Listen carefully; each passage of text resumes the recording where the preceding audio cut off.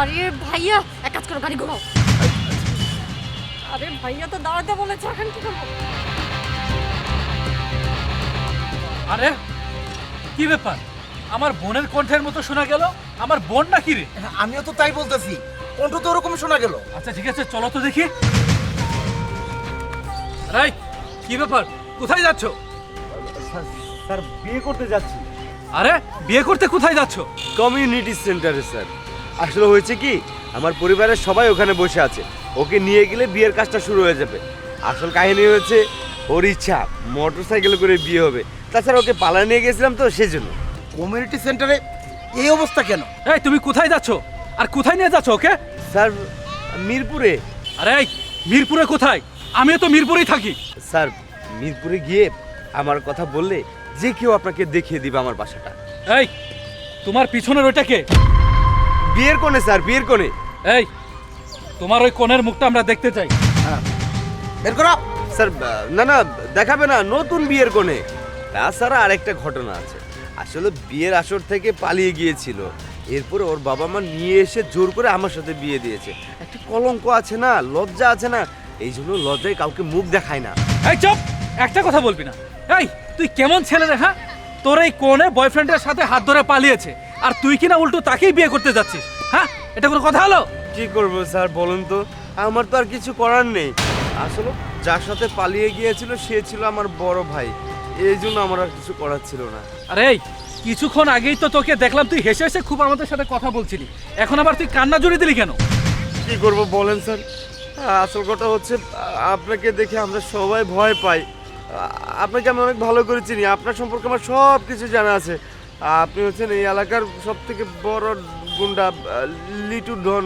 আরে এই চুররা আমাদের দেখে ভয় পায়, তুই কি চুরি করেছিস যে তুই আমাদের দেখে ভয় পাচ্ছিস? হ্যাঁ সেটাই তো, সেটাই। আমি কেন ভয় পাবো? আমি তো আর চুরি করিনি, এমনি আর কি ভয় পেয়েছিলাম। তাহলে আসি ভাই। হ্যাঁ আরে ভাই, একবার আমি তোর এই কনের চেহারাটা দেখবো, তারপর যে কোনো মুহূর্তে তুই চলে যেতে পারিস। হ্যাঁ, আরে স্যার বললাম না আপনাকে, ও তো চুনকালি মাখিয়ে এসেছে, ওর মুখ যেই দেখছে সেই দৌড়ে পালাচ্ছে। আমার বড় ভাইও ওকে দেখে দৌড়ে পালিয়ে গেছে। আপনিও যদি দেখেন তাহলে কিন্তু আপনিও স্যার দৌড়ে পালিয়ে যাবেন। এই বড় ভাই দেখতে চেয়েছে, দেখা। স্যার আপনারা বুঝতে পারছেন না, মানে মুখটা কেন দেখতে হবে? মুখ না দেখলেও তো চলবে। ও আসলে মানে লজ্জা পেয়েছে। লজ্জা পেয়েছে? দেখ, তোর এই কোণের মুখ না দেখতে পেলে না তোকে এখান থেকে এক পাও যেতে দিব না। দেখা বলছি। আরে আপনারা এইরকম কেন করছেন? আমি মুখ দেখাবো না, তাছাড়া আমি কসম করেছি এখন আপনাদের মুখ দেখালে আমার ক্ষতি হয়ে যাবে না। এই চলো তো। এই দাঁড়া, দাঁড়া, ব্রেক কর। কি ব্যাপার, এই কণ্ঠটা তো আমার খুব পরিচিত মনে হলো আমার বোনের কণ্ঠ। আরে না স্যার, আসল ঘটনা হচ্ছে কি, আপনি এলাকার ডন তো, এই এলাকার সমস্ত মেয়ের কণ্ঠ আপনার বোনের মতো লাগে। এই দেখো, এখানে বেশিক্ষণ দেরি করতে পারবো না। তুমি যদি বেশিক্ষণ দেরি করো আমি কিন্তু আবার পালিয়ে যাব। স্যার প্লিজ, স্যার এই মেয়েটা কিন্তু ভালো না, ও কিন্তু এখনই আবার আমার কাছ থেকেও পালিয়ে যাবে, তাল বাহানা শুরু করেছে। প্লিজ আমাকে যেতে দেন, আমি চলে যাচ্ছি।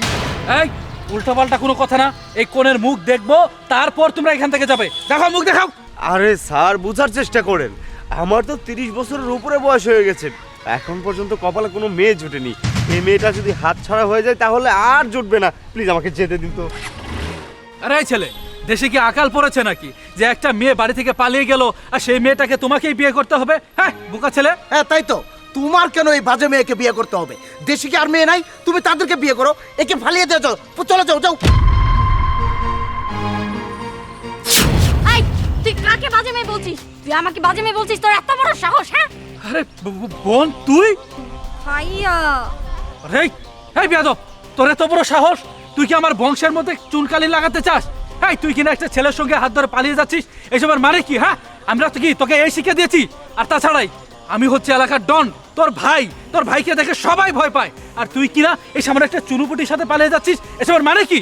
ভাইয়া, আমি ওকে ভালোবাসি, আমি ওকে বিয়ে করতে চাই। চুপ কর। এই ছেলে আনাম, চলো চলো বাড়িতে চলো, ভাইয়া আমাদের বিয়ে দিবে, তাই না ভাইয়া? তার মানে ভাইয়া মেনে নিয়েছে? এই তুই জুতা পেটা করবো। হুসাইন, এর গাড়িটাকে আটকা। এই চল, চল, চলো এই, চলো চলো। এই ছাড়।